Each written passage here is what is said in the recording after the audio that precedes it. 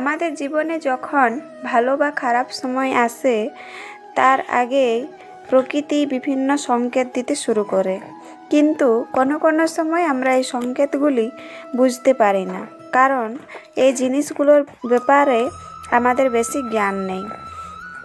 আজ আমি আপনাদের কিছু এরকম ভালো সংকেতের ব্যাপারে বলবো, যেগুলো জানার পর আপনার ভালো সময় আসতে চলেছে এটা আপনি নিজেই বুঝতে পারবেন। তো চলো জেনে নেওয়া যায় এই সংকেতগুলো। চলুন শুরু করি। 1 নাম্বার, কখনো কোথাও যাওয়ার সময় যদি রাস্তায় আপনার ডান দিকে কোনো বাঁদর, কুকুর বা সাপ দেখতে পান, তাহলে এর সংকেত হচ্ছে আপনার কাছে খুব শীঘ্রই ধন আসবে। 2 নাম্বার, যদি সকালে ঘুম থেকে ওঠার পর আপনি পূজার নারিকেল দেখতে পান, তো এর অর্থ আপনার প্রতি মা লক্ষ্মী কৃপা করবেন খুব শীঘ্রই। 3 নাম্বার, আপনার ঘরের সামনে যদি আপনি আকন্দ গাছ দেখতে পান, তাহলে বুঝতে পারবেন আপনার ভালো সময় আসতে চলেছে।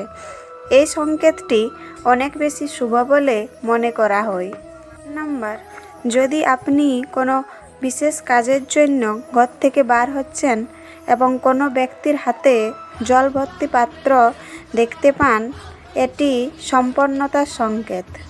5 নাম্বার, যদি আপনার ঘরের দরজার সামনে গাই এসে আওয়াজ করে, তো এটি ঘরের মধ্যে সুখ সমৃদ্ধি আসার সংকেত।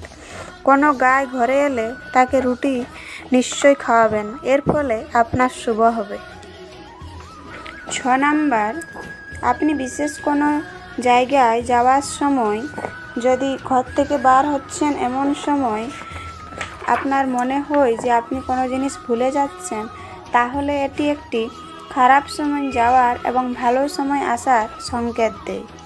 7 নাম্বার, যদি আপনি রাস্তায় চলছেন, এমন সময় রাস্তায় টাকা পড়ে আছে দেখতে পান, তাহলে এটির দ্বারা আপনি বুঝতে পারবেন যে আপনার ধার দেওয়া টাকা ফেরত আসতে চলেছে এবং এর ফলে আপনার আর্থিক স্থিতি মজবুত হওয়ার এবং ধনলাভ হওয়ার সংকেতও দেয়।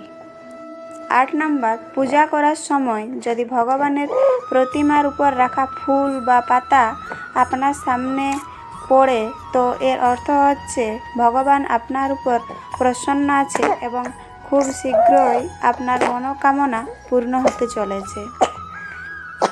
9 নাম্বার, কোনো চাকরির জন্য ইন্টারভিউ দিতে যাওয়ার সময় যদি আপনি কোনো গাই অথবা নারিকেল দেখতে পান, তো এটি একটি শুভ সংকেত।